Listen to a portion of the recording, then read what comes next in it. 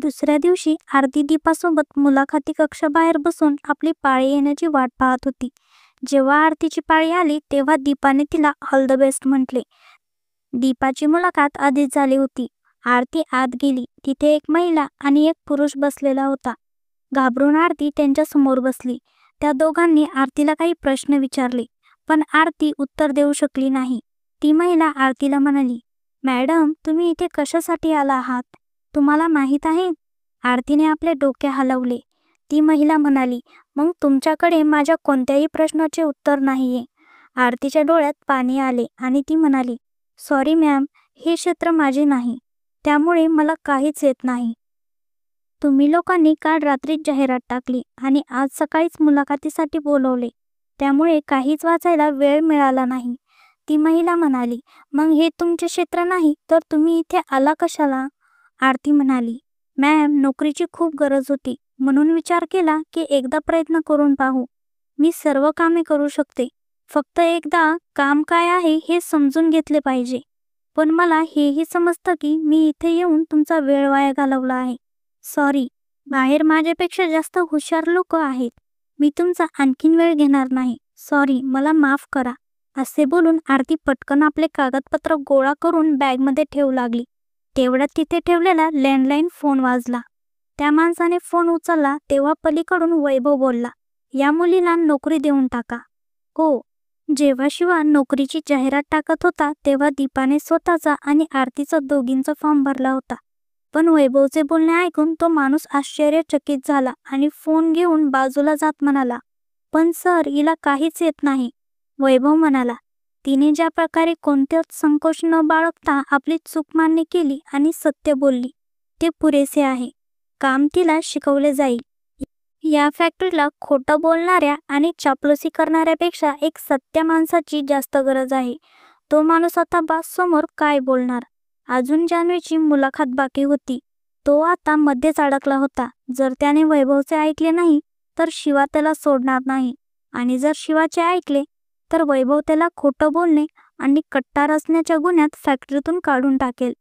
वैभवला खोटं बोलणं अजिबात आवडत नव्हतं. तो आपल्या फॅक्टरीमध्ये लोकांना त्यांच्या डिग्रीनुसार नाही तर त्यांची निष्ठा आणि मेहनतीनुसार नोकरी देत असे.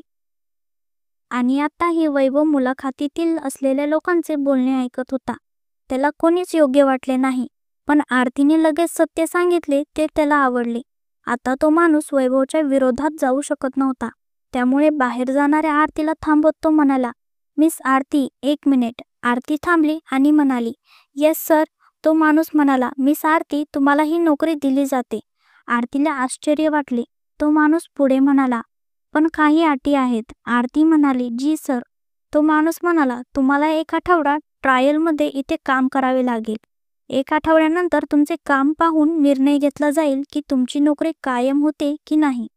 आता एक कर्मचारी तुम्हाला सर्व समजून सांगेल की काय करायचे आहे आणि कसे करायचे आहे. बाकी तुमचे काही प्रश्न असल्यास तुम्ही त्यांना विचारू शकता. जर तुम्हाला अट मान्य असेल तर तुम्ही आजपासून जॉईन करू शकता. आरतीने 2 मिनिटं विचार केला, मग म्हणाली, ओके सर. तेवढ्यात बाहेर एक माणूस आला आणि तिथे उपस्थित असलेल्या लोकांना म्हणाला, या नोकरीसाठी निवड झाली आहे. तुम्ही सर्वजण जाऊ शकता. दीपाला माहीत होते की आरती आत आहे, म्हणजे तिचीच निवड झाली आहे. असे विचार करून ती खुश झाली. पण जान्हवी, जिचा अजून नंबरही आला नव्हता, ती चिंतित झाली आणि म्हणाली, असे कसे तुम्ही जायला सांगू शकता? तुम्ही तर अजून सर्व लोकांची मुलाखत घेतलीच नाही. तुम्ही असे कसे कोणाला निवडू शकता?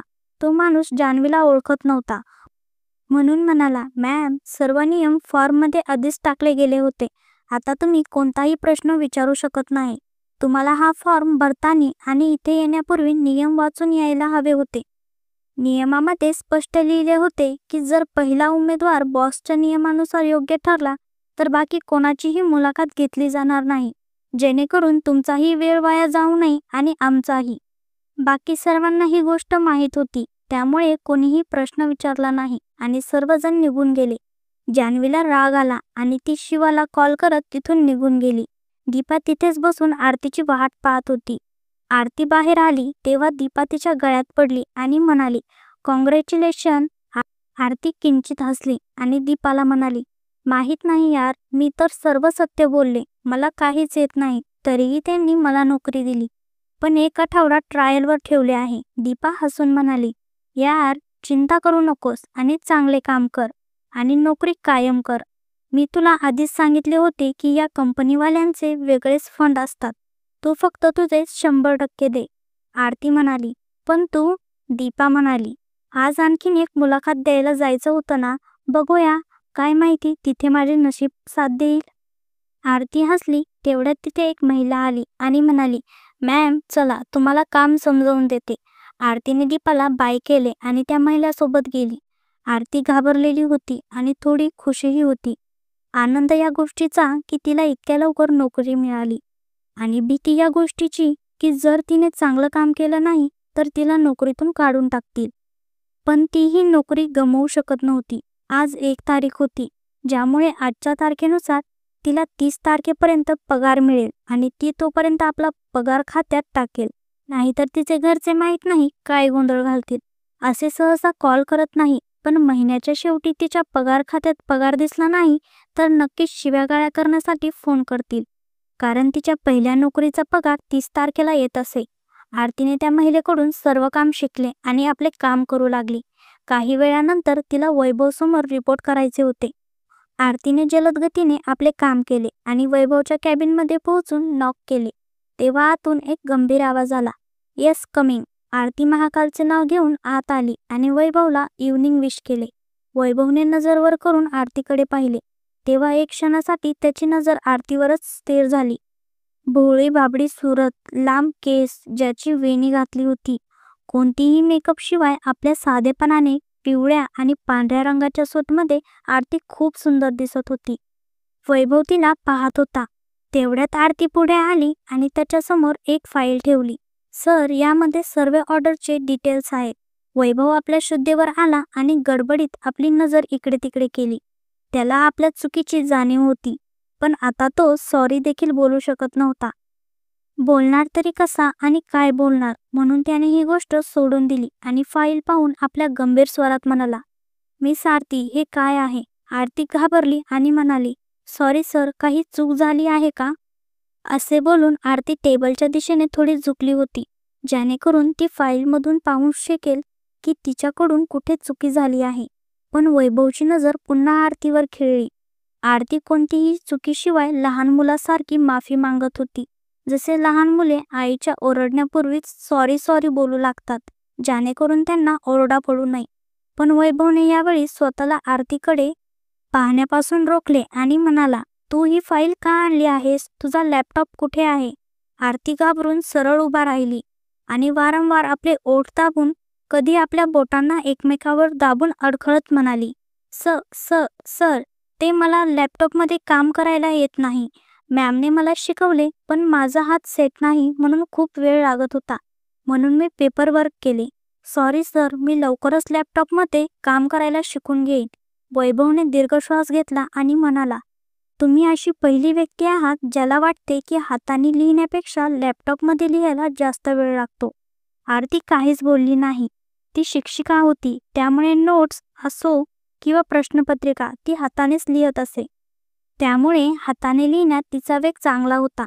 वैभवने ही फाईल उघडून पाहिली. तेव्हा त्याचे डोळे चमकले. इतके सुंदर हस्ताक्षर. वैभवचे मन केले की त्याने हस्ताक्षराची स्तुती करावी. इतके नीट आणि क्लीन काम.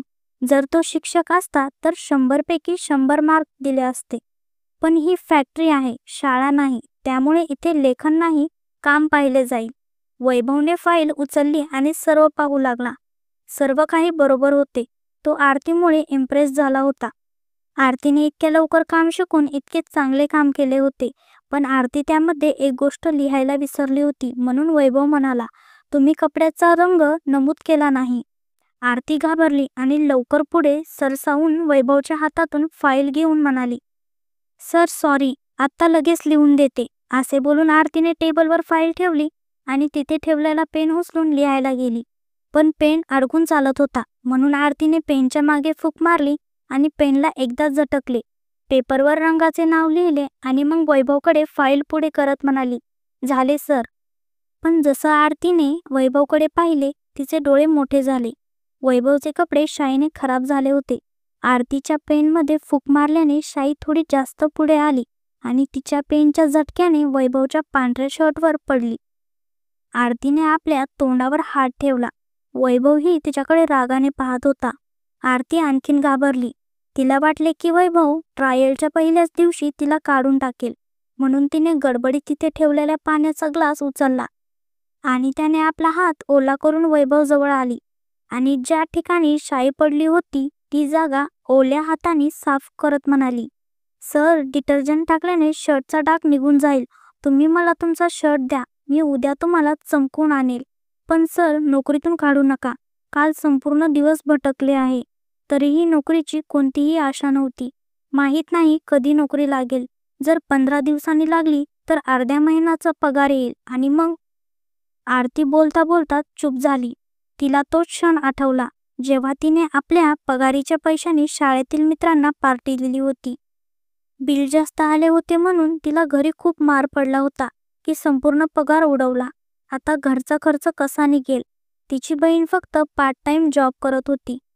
तिचा इतका पगार नव्हता आणि भावाचे पैसे हुंडा देण्यासाठी जोडले जात होते. किराणा दुकान आणि आरतीच्या पगारातूनच घर चालत असे आणि आरतीच्या गरजा सोडून सर्वांच्या गरजा पूर्ण केल्या जात होत्या. आरती विचारात गडून वैभवचं शर्ट पकडून उभा होती आणि वैभव इतक्या वेळापासून ओरडत होता, मिस आरती, सोडा माझं शर्ट. ही काय बदतमीजी आहे, दूर व्हा. पण आरतीला फक्त तिचे किंकाळ्या ऐकू येत होत्या. तिच्या पुढे वैभवचा आवाज ऐकू आला नाही. तेवढ्यात शिवा रागाने केबिनचा दरवाजा उघडून आत आला आणि म्हणाला, कुठे आहे ती मुलगी? पण समोरचे दृश्य आणि आरतीला पाहून शिवाचे पाय आणि शब्द दोन्ही थांबले. वैभव खुर्चीवर बसला होता आणि आरती त्याच्याकडे थोडी झुकलेली त्याचा शर्ट पकडून उभी होती. पण शिवाच्या रागाने भरलेल्या जोरदार आवाजाने आरती दचकली आणि वैभवचा शर्ट सोडून रडत घाबरलेली म्हणाली, सॉरी, मी पुन्हा असे करणार नाही. भाग 9 येतोय लवकरच. तोपर्यंत सांगा आजचा भाग कसा वाटला. आपली प्रतिक्रिया कमेंटमध्ये नक्की कळवा. तुमची एक कमेंट आम्हाला आणखीन उत्तम कथा बनवण्यासाठी प्रेरणा देते. लाईक, शेअर आणि सबस्क्राईब करायला विसरू नका. धन्यवाद.